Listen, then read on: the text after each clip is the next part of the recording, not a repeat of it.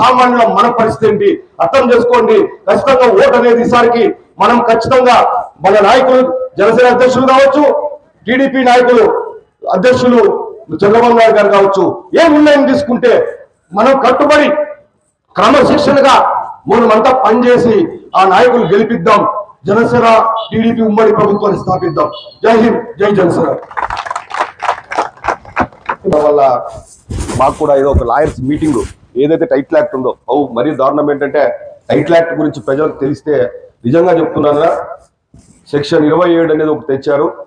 Title act ప్రకారంగా MRO పూర్తి powers ఇచ్చారు. మీ ఆస్తులన్నీ రాసేసుకోవచ్చు అన్న ఎంఆర్ఓ.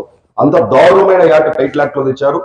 సెక్షన్ 35 ప్రకారంగా మనం 2 ఏళ్ళు ఎవరో మీ భూమిని ఎంఆర్ఓ ఏరోకి ఇచ్చేస్తాడు, రాసి పెట్టేస్తే 2 ఏళ్ళ తర్వాత మీరు కోర్టుకు పోయి గుర్లేదు. ఈరోజు కోర్టుకు పోయి మీరు ఇంజక్షన్ తెచ్చుకోవాలంటే ఎంఆర్ఓ పర్మిషన్ తీసుకోవాలి. దారుణమైన చట్టం ఇది. ప్రజలకు తెలిస్తే నిజంగా చెప్తున్నాను, ఈ దుర్మార్గపు ఆలోచనలతో చేసినటువంటి ఈ యాక్ట్ ని పూర్తిగా ప్రజలు ఎవరు హర్షించారు. ఖచ్చితంగా ఈ ప్రజల్లోకి చేరాల్సిన అవసరం కూడా ఉంది. అందుకోసమే మేము కూడా లాయర్లంతా కలిసి దాన్ని ఏదో విధంగా చాలా మంది ఏమనుకుంటున్నారంటే దాని లాయర్లకు నష్టం ఉంది. లాయర్లకు నష్టం కాదు, దానివల్ల నష్టపోయేది మీరు. ఎందుకంటే దీనివల్ల లిటిగేషన్ పెరుగుతుంది. ఇప్పుడు మీ భూమిని ఎవరో పీక్కుంటే మీరు ఏం చేస్తారు, సస్తారు. కొట్టుకున్నప్పుడు లాయర్లకు కేసులు వస్తాయి, కానీ లాయర్లకే నష్టం లేదు. నిజంగా ప్రజలు నష్టపోతారు. ఇటువంటి దాంట్లో మంచి కార్యక్రమం కాబట్టి మేము కూడా అందుకోసం కొద్దిగా లేట్ అయింది, మమ్మల్ని క్షమించాలి. ముఖ్యంగా పెద్దలు ఇన్ఛార్జ్ ఎందుకంటే మేము వెయిట్ చేయించకపోదు అన్నదా అనుకోకుండా క్షమించాలి.